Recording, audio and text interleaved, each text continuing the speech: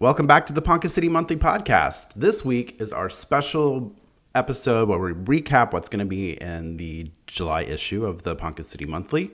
So this week I have Kelsey with me. Kelsey, how are you doing? I'm good. Like, looking at this magazine gets me so in the spirit of 4th of July. You know, I really wanted something very summery on the cover, so I think we nailed it with this kid. And Let they're me show everybody the cover here. Yeah, go right ahead. Look at that. Look at that. That's fun. Cute little kid on the cover. We haven't had a kid on the cover in a few months. Yes. So and she's missing her two front teeth. Yeah. It's so precious. That was the sell point. Yeah. I love that. Yeah, and the Project Transformation is such an awesome program. I think particularly since, not to be political, but since Oklahoma is kind of falling in reading and school work, I think having a program like that where we teach kids how to read and people come into our community to show kids how to read is really important. Yeah. Well, and I just want to say that this particular project was funded through AmeriCorps, and they pulled the funding. And there were people within this church that stepped up to make sure it still happened. So, I mean, classic case of the community really stepping up and doing this because they know it's transformational for these kids, so they don't lose that learning gap in the summer. So really cool project. I had the opportunity to talk to Marlis, who wrote the story. And so I got a lot of insight about that particular program and how they work. And that podcast is going to come out in 2 weeks. So you'll definitely want to get to listen to her because she tells you a lot of behind the scenes, because it's not just, on one hand, they have group projects where they set out and they read together in a group, and then they break out into smaller groups where that's just one-on-one. So I think that's really important. It gives kids confidence. And I think you probably know this because you have kids. I don't. So my kids are very grown. Like during the summer months, they lose if they don't read and they don't participate in reading and participate in educational type things. They lose some of that. They do. They like slip back as far as their reading levels go. So and it takes extra time for them to catch back up. Whereas you have other kids that did read who were, hit the ground running, so to speak. So it's really important. And I was telling Marlis as we were talking that I think it's funny because, I meet some people who are adults who you're like, oh, what was the last book you read? And they're like, I don't remember because that was in high school. Isn't that crazy? It is. I'm like I read 2 to 3 books at a time. I primarily read audiobooks. Plug to Brace Books on that because they have an app called Libro and you can do audiobooks but also support your local bookstore. So check that out. But yeah, people that don't ever read, I'm like, well, what do you do with your time? So I don't know. I mean, all these adults that aren't reading books are just missing out, but God bless them. But so I think that's a great segue into Brace Books because they do reviews for us every month. You get 2 new books. They have them at the store. They also have lots of great things they do at the store. They do. So Tara Anson is the owner of Brace Books. And I just got to say, the last 6 or 7 months, they've completely redone the store. They've got some new sitting areas in there. But also they're on TikTok now, and they are making the funniest content, which it's just the day and age that if you're not creating content, if you're not doing the video game, you're way behind. So there's something called BookTok. Are you familiar with BookTok? It's a whole subculture of and we have some local BookTok influencers, I guess you would say, that are very active at Brace Books. So definitely check out their Instagram, Facebook, and their TikTok. Very cool. Yeah. Something I like about them is they have that where they keep local artists, or they carry a lot of local books. So that's really cool. I think they have a local section. They do. So, also we've got a great story this month about the Icon Theater. Yes. It's a big news. It's a big project. So I actually was pretty involved in this because, as we discussed last time, I am the mayor. So I work with Ponca City Development Authority, and I go to all of their meetings. This is a project they've been working on for a really, really long time. So they finally were able to make it public. I think they announced it, I think it was October, November of 2024. Got a really cool... The Icon Cinemas is this kind of growing theater chain. They own theaters in Texas and Oklahoma. And so we're getting one in Ponca City, and it's a huge, huge deal. Yeah. And I'm just going to plug our podcast because I did a great podcast with Liz Leeming about this subject, but we did it so far in advance. I did it in March when the news was just barely breaking. And so there wasn't, nobody knew about it. And so I'm really happy that we have kind of an in-depth story. There's going to be a lot of fun things. I mean, they're not just going in and opening the theater back up. They've gone in and gutted it and really recreated the cinema experience because let's be honest, we all have super awesome home theaters. We do. But you can't get Dippin' Dots and things like that. And so they're gonna unlimited have popcorn. Yes, they're going to have reclining heated seats. They're putting in $2 million worth of renovation. Wow. So completely, brand new interior. Because I think we all remember what it was like in 2020. They closed. It was the AMC theater. And it had just kind of gotten run down. I remember people talking about this floor was kind of sticky. And so completely redoing the entire everything. So it's going to feel like a brand new theater. Yeah. So. And just because they're our friends and they're across the street, we want to plug that the Ponca Theater is still doing movies. And they're still doing first run movies. Yes. And it is going to be a little bit before the Icon Theater is ready to open. Mm-hmm. We've got a couple more months. Didn't we say that? Well, originally, so here's a little insight. And they didn't really get into this in the article, but the Icon Cinema was supposed to be open by the summer. So they were supposed to be open by by July. They had a little bit of a glitch with the fire suppression program or the fire suppression system. And so it's actually going to not open now until November, which is okay because it's got to be safe. It's got to be up to code. So that delayed them a little bit. They're still, on the fast track to open by November, which is before the big holiday movie season. So look for November for an opening date. Fantastic. That's going to be a lot of fun. And another great story. And this one you were very excited about. And this is the story you wanted on the cover is the Marland furniture. Tell us a little bit about that. The Marland furniture restoration. Sorry. So let me tell you a little bit. So let me get to that right page. So page 14, if we flip over. We'll flip there real fast because we're going through the magazine. Yes, we are. So little fun fact about this. I'm not on the Marland Estate Foundation. I'm not on that board, but I love the Marland Mansion. And so I got a phone call one day and they were like, Kelsey, they're moving the Marland dining room table in. Can you come and take pictures? And so I actually went. And so it's on page, that's what I was flipping through here, on page 17. Mm-hmm. And then on page 18, that guy's name is Tom. And so they needed help. They needed physical help moving the table. And so I have 2 young strapping children that helped move this Marland dining room table in. And the story about this table is it's almost like unbelievable because that is the original Marland table. It's got 17 leaves with it. It's a massive table. I mean, priceless. But they were able to locate it, redo it. A lot of the leaves that were in the table were all bent. And so it's taken them 2.5, 3 years to redo these leaves. And I just kept thinking I'm watching the original Marland table for the first time in 60 years go back into the Marland dining room. Oh, wow. And it was just such an experience for me. So I think this is a huge thing for Ponca City. So the funny thing is that a lot of people, what they had this old 1980s banker table that was always covered in a tablecloth. So nobody really knew it wasn't the original one. So when they moved it out, I was like, what an ugly dining room table we've had in there for a long time. So to have the original that's just beautiful wood, you have to go see it. You have to see it up close.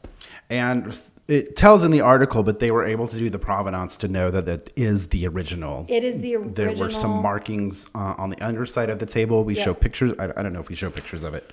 I don't think I did that.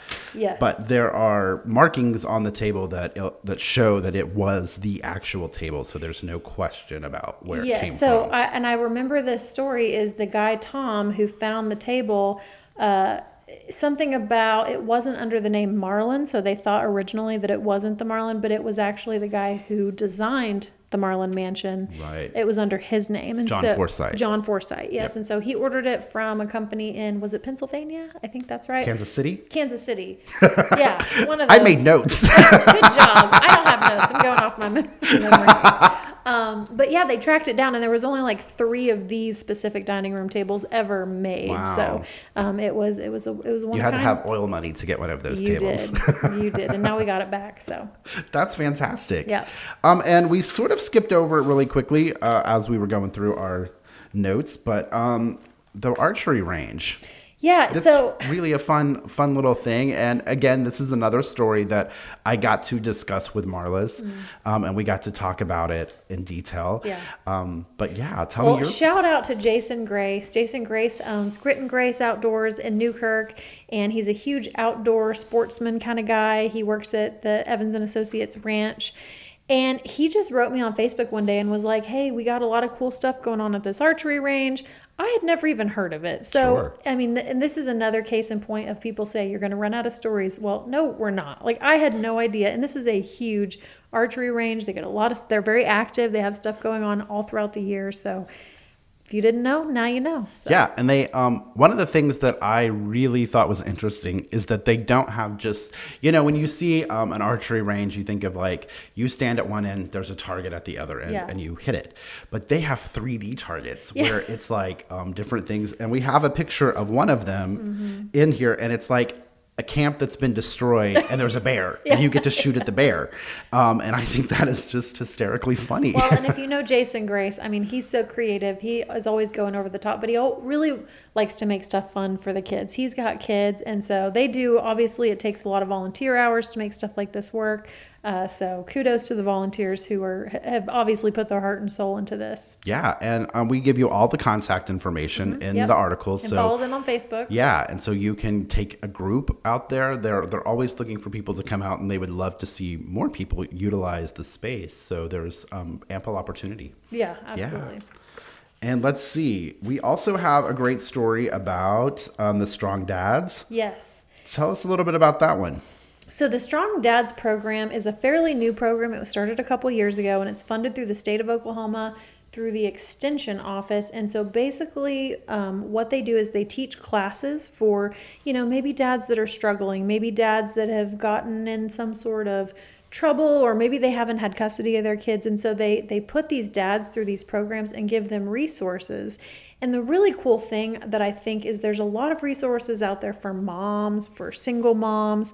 There really wasn't a lot out there for dads. And so I feel like that this really kind of filled a gap in that. And so Rob Bodick, he's a fellow city commissioner with me. He is the coordinator for that program. And oh my gosh, he just tells me that this program is transforming the lives of these dads. So I just thought it was such a cool story. Yeah, and it's a 12-week program that they kind of go through, and they kind of learn all sort of like life building skills. Because I think there is a huge amount of energy put into moms and single moms and things like that, but we sometimes forget that there are also single dads. Yeah, absolutely, and they need our help and our support. Yeah, so, and they need to know how to do all the things as well. Yeah, they do. They do. Fantastic.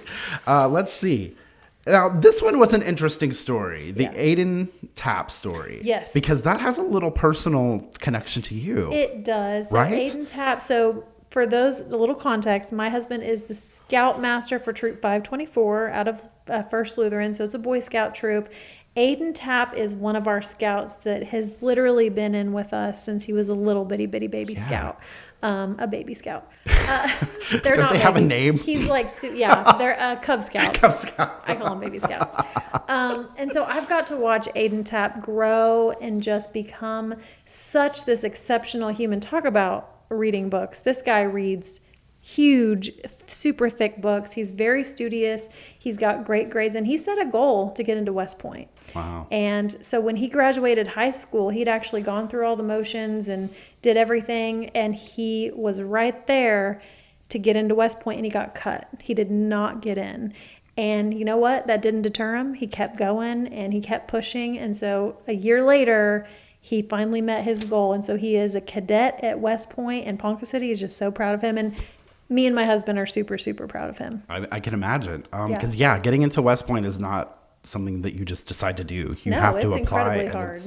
And if I believe from the article we learned, today is his first day. Yes, He's it is. arriving today, Yes. and everything's getting kicked off today. It is. So that's exciting for him. I hope he has a great time.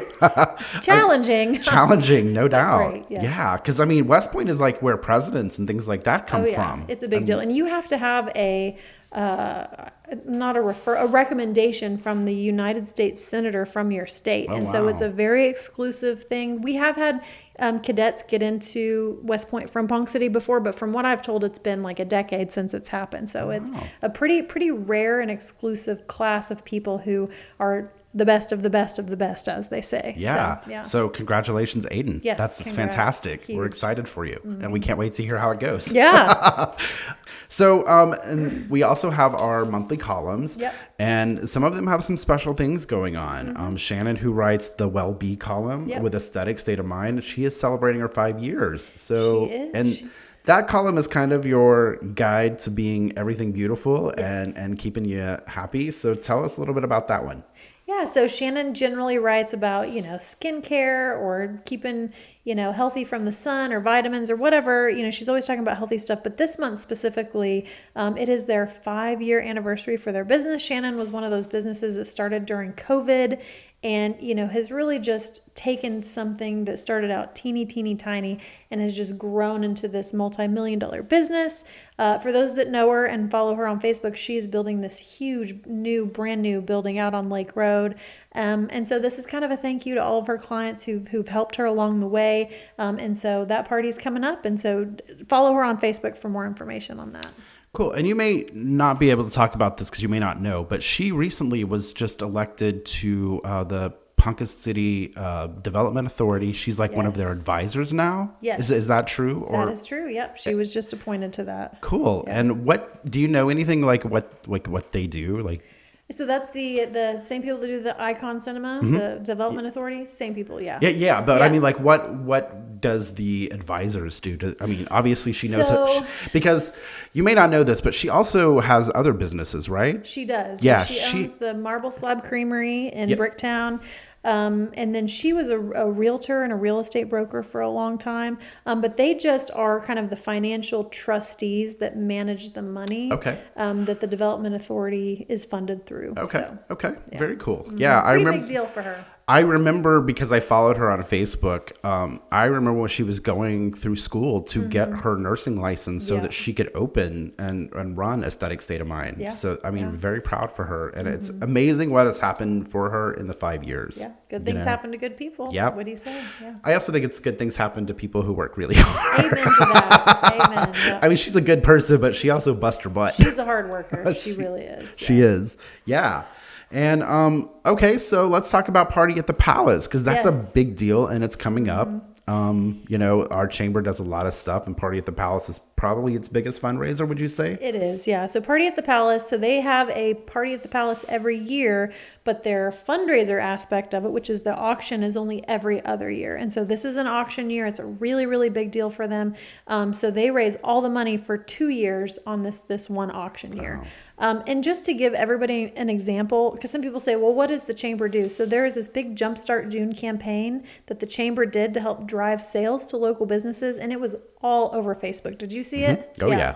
And people were, taking pictures of things that they were shopping for and hashtagging different things. And that was just a way to really just support small business. And so those are the kind of programs that the chamber does.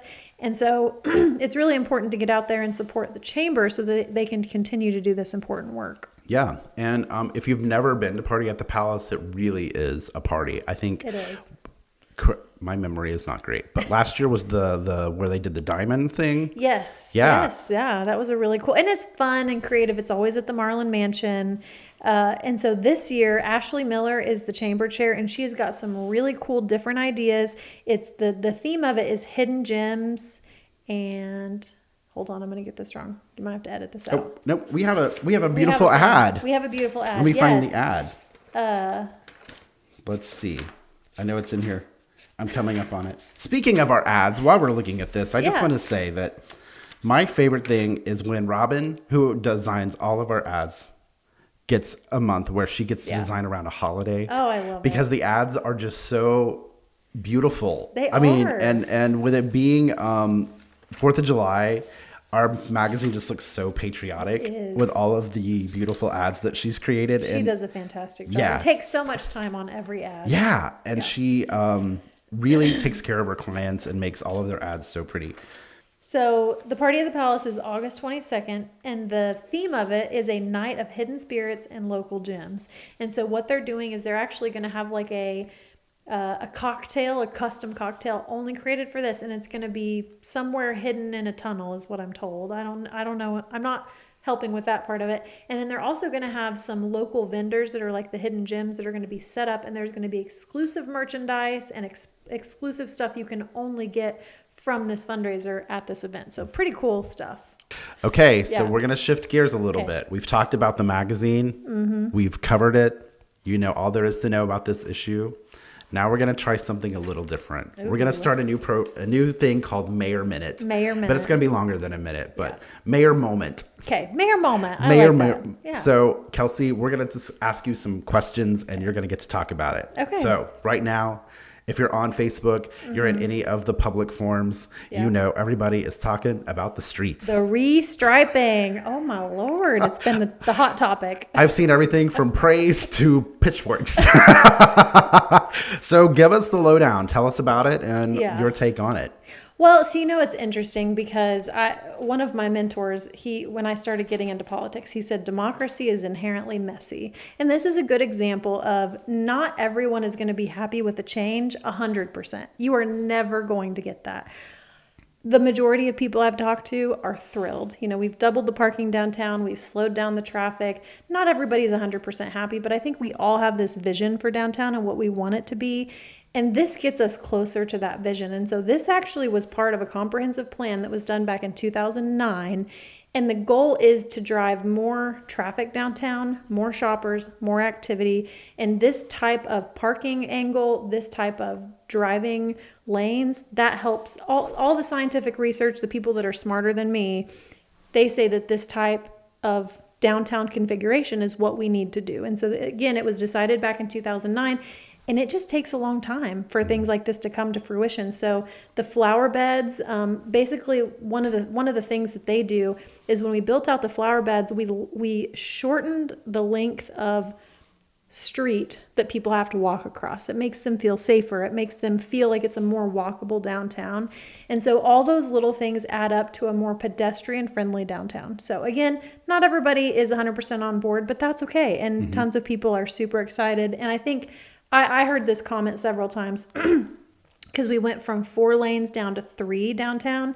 And I heard a couple comments of people said, I was really worried when they did that to South Avenue, but I love it. And so I think that it's one of those things that change is hard for anybody. Yeah. But I think the more we get into it and the more people drive it, I think they're going to love it. Yeah. And one comment I read, and I wanted to address it because they were talking about that there needs to be, I don't know the technical term, but places where people who are handicapped can have room to open their doors and use and so when I came to work this morning, I wanted to point out my secret little spot that I parked my little tiny car in now has the stripes to say this is not a parking area. This is now, and so I think those are really important. Well, and you bring up probably the number one point of we had 0 ADA handicap parking spaces before this on Grant, 0.